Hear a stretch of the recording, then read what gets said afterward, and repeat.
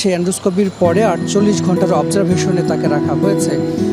চীন এবং যুক্তরাজ্যের চিকিৎসকদের সমন্বয়ে বাংলাদেশের চিকিৎসকরাও সেই মেডিকেল বোর্ডে আছেন।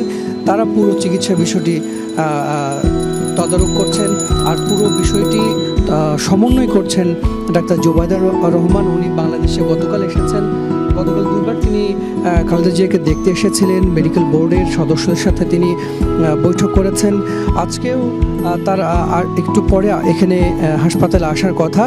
আর আমরা যতদূর জেনেছি যে পুরো মেডিকেল বোর্ড আজ সন্ধ্যা নাগাদ তারা বসবেন এবং খালেদা জিয়ার চিকিৎসার যে আপডেট সেটি দেশবাসীকে তারা অবহিত করবেন। পাশাপাশি এটিও হয়তো তখন জানা যাবে যে তাকে বিদেশ নেওয়ার যে বিষয়টি।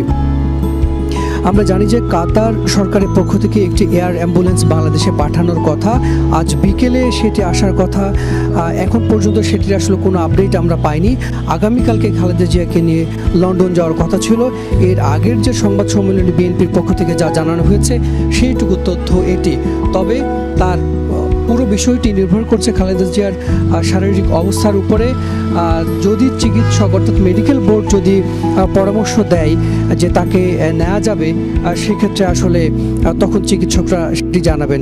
কারণ বিমানে উড্ডয়ন করবার মতো একটি শারীরিক সক্ষমতা লাগে, যাকে এয়ার অ্যাম্বুলেন্সে নেওয়া হবে সেই অবস্থায় খালেদা জিয়া আছেন কিনা সেটি আসলে মেডিকেল বোর্ড জানাবে।